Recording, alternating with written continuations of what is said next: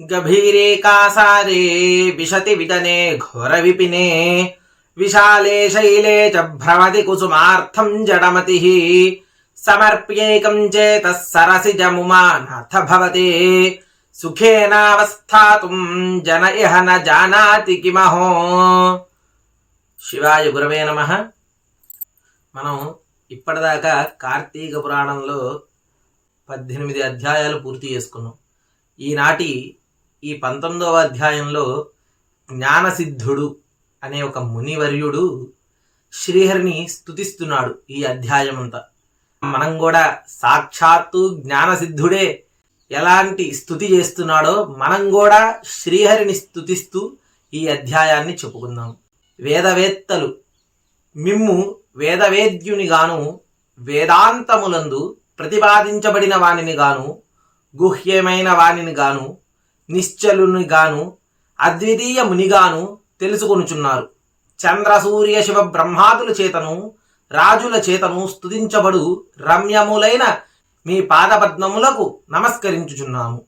మనస్సుతో ఊహించడు కాని వాక్కుతో వివరించి చెప్పుడు గాని శక్యముగాని వాడవు. శివునుచే పూజించబడిన పాదపద్మములు కలవాడువు. సంసార భయమును తీసివేయు సమర్థుడు అయ్యా. జన్మ సంసార సముద్రమందున్న శివాదుల చేత నిత్యము కొనియాడబడు వాడవు. చరాచర ప్రాణులచే స్తుతింపబడిన వాడవు.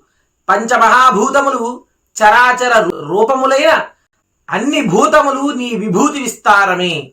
శంకరునిచే సేవింపబడిన పాదాలు కలవాడా నీవే ఈశ్వరుడు. ఈ చరాచర రూపమైన ప్రపంచమంతయును దానికి కారణమైన మాయతో కూడా నీ యందు తోచుచున్నది. తాడునందు పాముని భ్రాంతి వలె పూలమాల భ్రాంతి వలె తోచుచున్నది అనగా లేదని భావము. ఓ కృష్ణ, నీవు ఆది మధ్యాంతములందు ప్రపంచమందంతటను ఉన్నావు. భక్ష్య భోజ్య చోష్య రూప చతుర్విధాన్న రూపుడవు. నీవే యజ్ఞస్వరూపుడవు.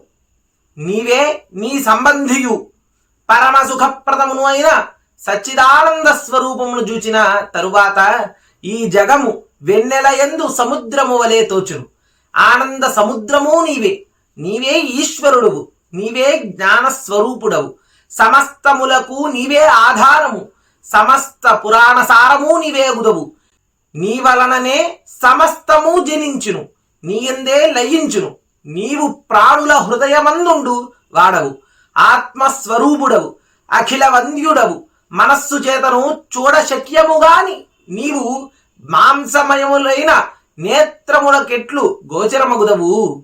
ఓ కృష్ణ, నీకు నమస్కారము. ఓ ఈశ్వర, నీకు నమస్కారము. ఓ నారాయణ, నీకు నమస్కారము. నన్ను ధన్యుణ్ణి చేయుము. మీ దర్శన ఫలము విఫలము చేయుకుము. ఓ పరమ పురుష, నీకు మాటి మాటికి నమస్కారం చేయుచున్నాను. ఓ దేవేశ, నన్ను నిరంతరము పాలించు. నీకు నమస్కారము. సమస్త లోకములందు పూజించదగిన నీకు నేను మ్రొక్కెదనయ్యా అని జ్ఞానసిద్ధులు వారిలా స్తుతిస్తూ ఉన్నారు. ఇందువలన నా జన్మ ఫలమగుగాక. నీకేమియు కొరత పడదు కదా. నీ జ్ఞానానికి లోపము ఉండదు కదా. నీవు దాతవు, కృపా సముద్రుడవు. నేను సంసార సముద్రమగ్నుడనై దుఃఖించుచున్నాను నారాయణ. కాబట్టి సంసార సముద్రమునందు పడి ఉన్న నన్ను రక్షించుము శుద్ధ చరిత్ర. ముకుంద, దుఃఖితుడు నన్ను రక్షింపుము. త్రిలోకనాథ నమస్కారము. త్రిలోకవాసి నమస్కారము. అనంత ఆది కారణ పరమాత్మ నమస్కారము. పరమాత్మ రూపుడవు. పరమహంసపతివి. పూర్ణాత్ముడువు. గుణాతీతుడువు. గురుడువు. కృపావంతుడవు. కృష్ణ, నీకు నమస్కారమయ్యా. నిత్యానంద సుధాబుద్ధి నివాసిని. స్వర్గమోక్షద్రుడువు. భేదరహితుడువు. తేజోరూపుడువు. సాధు హృదయ పద్మి నివాసిని. ఆత్మరూపుడవు. దేవేశుడు అయిన ఓ శ్రీకృష్ణ, నీకు నమస్కారమయ్యా. ప్రపంచమును పుట్టించి పోషించి సంహరించువారా, నీకు నమస్కారము. వైకుంఠ నిలయ వ్యాసాదుల చేత కొనియాడబడు పాదములు గల కృష్ణ, నీకు నమస్కారము. విద్వాంసులు నీకు నమస్కారాదులు చేసి పడవ చేత సంసార సముద్రమును దాటి తేజోమయమైన నీ రూపమును పొందుదురు. అనేక బోధల చేతను, తర్కవాక్యముల చేతను, పురాణముల చేతను, శాస్త్రముల చేతను, నీతుల చేతను మనుష్యులు నిన్ను చూడలేరు. నీ పాదభక్తిగను కాటుకను ధరించి నీ రూపమును చూచి దానినే ఆత్మగా భావించి తరింతురు. గజేంద్రుడు, ధ్రువుడు, ప్రహ్లాదుడు, మార్కండేయుడు, విభీషణుడు, ఉద్ధవ భక్తులను కాపాడిన ఓ హరి నీకు నమస్కారము. నీ నామమును కీర్తించినంతలో సమస్త పాతకములు నశించునయ్యా. ఆశ్చర్యమేమున్నది, ఒక్క మారు నీ నామ సంకీర్తన చేయువాడు నీ పాద సన్నిధికి చేరుతాడు.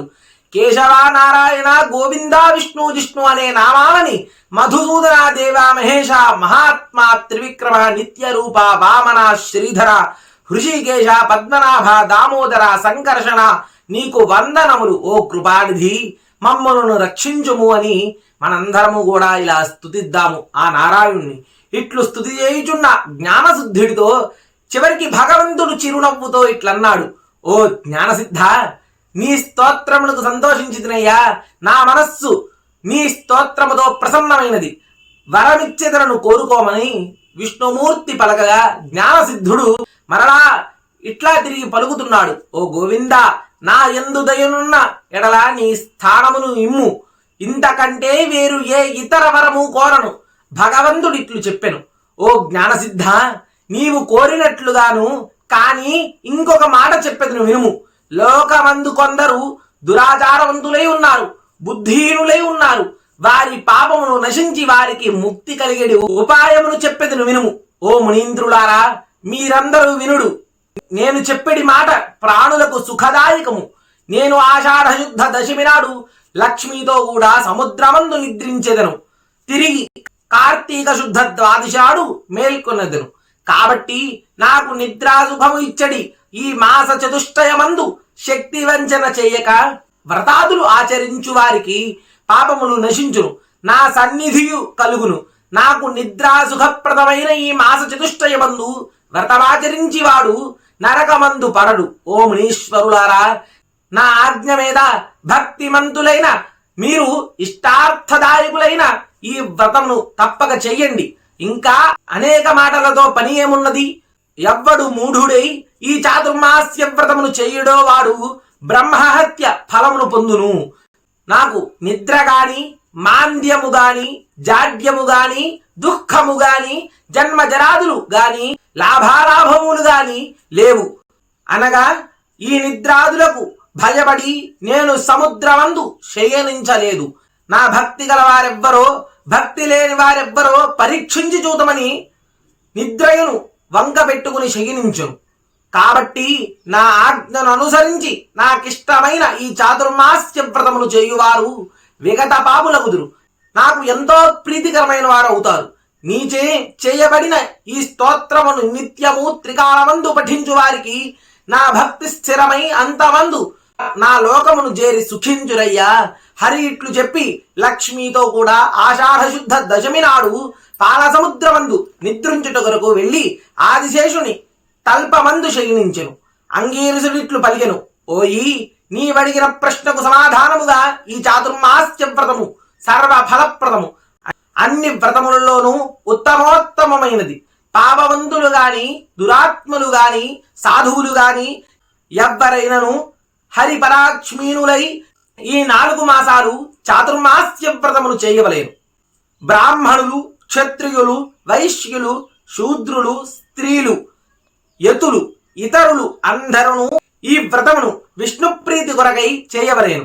ఈ చాతుర్మాస్య వ్రతమును పునిస్త్రీ గాని, విధవ గాని, శ్రమణి గాని, లేక సన్యాసి గాని తప్పక చేయవలేను.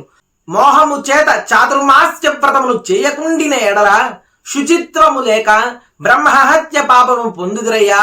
మనోవాక్కాయములను శుద్ధము చేసుకుని చాతుర్మాస్యమునందు హరిని పూజించువాడు ధన్యుడవుతాడు. చాతుర్మాస్య వ్రతమాచరించని వాడు కోటి జన్మములందు కళ్ళు త్రాగేవాడు పొందెటి గతిని పొందుతారు. ఇందుకు సందేహమే లేదు. పరమాత్మ తుష్టికై చాతుర్మాస్య వ్రతమాచరించని వాడు గోహత్య చేసినంత పాపమును పొందుతాడు. ఈ ప్రకారముగా వీలు చేసుకొని ఏ విధముగానైనను చాతుర్మాస్య వ్రతమాచరించువాడు 100 యజ్ఞముల ఫలమును పొందుతాడయ్యా. అంతమందు చివరికి విష్ణులోకాన్ని చేరుతాడు. జ్ఞానసిద్ధాదులు ఇట్లు హరి యొక్క మాటలు విని చాతుర్మాస్య వ్రతము చేసి వైకుంఠలోకానికి చేరారు. జ్ఞానసిద్ధుల వారితో కలిసి మనం కూడా శ్రీహరిని స్తుతిస్తూ ఈనాడు విష్ణు సహస్రనామ స్తోత్రాలు పారాయణ చేస్తూ శ్రీహరి అనుగ్రహానికి పాత్రులవుదాము. ఇక్కడతో 19వ అధ్యాయం సమాప్తం. హర నమః పార్వతీపతయే హర హర మహాదేవ హర.